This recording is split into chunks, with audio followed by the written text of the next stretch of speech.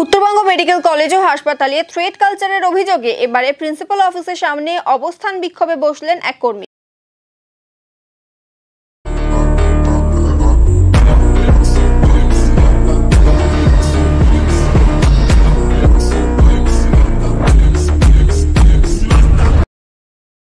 বিক্ষোভকারী কর্মীর অভিযোগ, মেডিকেল কলেজে 3 থেকে 4 জন বিভিন্নভাবে কর্মীদের উপর থ্রেট কালচার করছে। এই বিষয়ে আগেও প্রিন্সিপালকে অভিযোগ করা হয়েছিল, কিন্তু সদুত্তর মেলেনি। সমস্ত কর্মচারীরা তার পাশে রয়েছে। অবিলম্বে কর্মচারীদের উপর থ্রেট কালচার বন্ধ না হলে আগামীতে বৃহত্তর আন্দোলনে নামা হবে বলে জানান তিনি। তিলোত্তমার মৃত্যু হয়েছে, তিলোত্তমা বা অভয়, সেই মৃত্যু সাংবাদিকদের মাধ্যমে, আপনাদের মাধ্যমে সমগ্র পশ্চিমবঙ্গ সহ ভারতবর্ষ সহ পৃথিবীর মানুষ জেনেছে।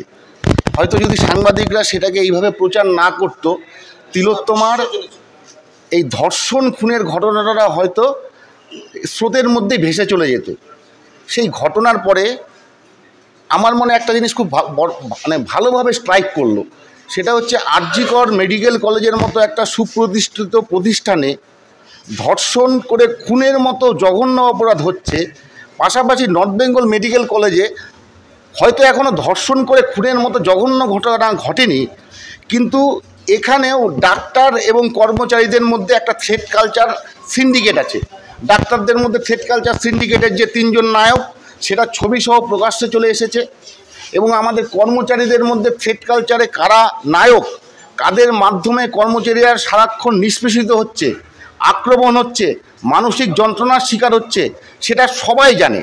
এবং এই যারা আক্রমণ করছে, আমাদের মানসিক নির্যাতন করছে, তাদের মাথায় কিন্তু সর্বোপরি রয়ে গেছেন আমাদের প্রিন্সিপাল সাহেব, প্রিন্সিপাল ডাক্তার ইন্দ্রজিৎ সাহার মদতে এই থ্রেট কালচারের 3 জন নায়ক, সাধারণ কর্মচারী সহ কন্ট্রাকচুয়াল কর্মচারী সহ সবার মধ্যে একটা আক্রমণ নামিয়ে আনছে।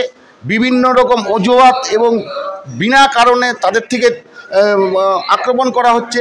যে মেডিকেল কলেজের প্রশাসনিক দায়িত্ব থাকে শুধুমাত্র প্রিন্সিপাল বাদে 2 জন হেড ক্লার্কের উপর, সেই 2 জন হেড ক্লার্ককে কোনো দায়িত্ব না দিয়ে দলীয় 3 জন কর্মী, যারা গ্রুপ ডি কর্মচারী মানে কিন্তু তাদেরকে অপমান করা হচ্ছে না, আমি সরকারি দায়িত্বের কথা বলছি, তারা ঠিক করে দিচ্ছে সরকারি দপ্তরের অভ্যন্তরে কে কোন কাজ করবে।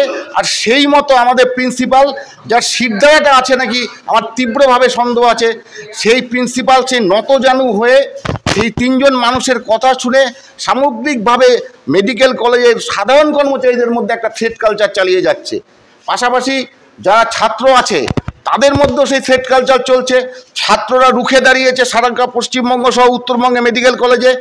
আমি নর্থ বেঙ্গল মেডিকেল কলেজের একজন প্রধান করণিক হিসেবে আমি তো কোনো 3 জন বাদে কারো নামে কোনো অভিযোগ করছি না।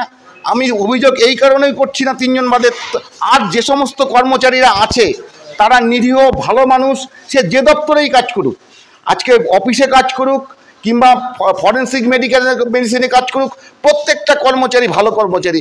কিন্তু আমাদের অফিসের অভ্যন্তরে যে 3 জন আছেন, যারা থ্রেট কালচারের মাধ্যমে মানে ছেলে মেয়ে নির্বিশেষে সরকারি কর্মচারীদের জীবন দুর্বিষহ করে দিয়েছে। এখনও থ্রেট কালচারের ভয়টা নর্থ বেঙ্গল মেডিকেল কলেজে সাধারণ কর্মচারীদের মধ্যে আছে। আমি দাবি রাখছি, থ্রেট কালচারের যারা জনক, অবিলম্বে তাদের বিরুদ্ধে তদন্ত করে ব্যবস্থা গ্রহণ করা হোক, কাজের সুষ্ঠু পরিবেশ ফিরিয়ে দেওয়া হোক, মহিলা কর্মচারীদের হাইজেনিক ওয়াশরুমের ব্যবস্থা করা হোক। এবং এটা যদি প্রিন্সিপাল না করতে পারেন, তাহলে প্রিন্সিপাল পদত্যাগ করে অবিলম্বে নতুন প্রিন্সিপাল নিয়োগ করে আমাদের দাবি দাওয়া পূরণ করতে হবে। দাবি দাওয়া পূরণ না হওয়া পর্যন্ত সকাল 10টা থেকে 5টা পর্যন্ত আমি ছুটি নিয়েছি, অবস্থানে বসবো। সোমবার আজকে দেখব, মঙ্গলবার দেখব, পরশুদিন থেকে 24 ঘন্টায় অবস্থানে বসবো। এবং আমি নিজে হাই সুগার রোগীর পেশেন্ট, আমার যদি শারীরিক কোনো অসুবিধা হয় তার জন্য প্রিন্সিপাল দায়ী থাকবেন।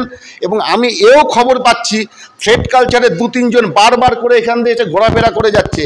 আমি কিন্তু ভয় পাইনি, মুক্ত করো ভয় আমার স্লোগান, সেই মুক্ত ভয় নিয়ে আমি এখানে বসেছি। যতদিন জীবন থাকবে এর লড়াই চলবে, চলতেই থাকবে।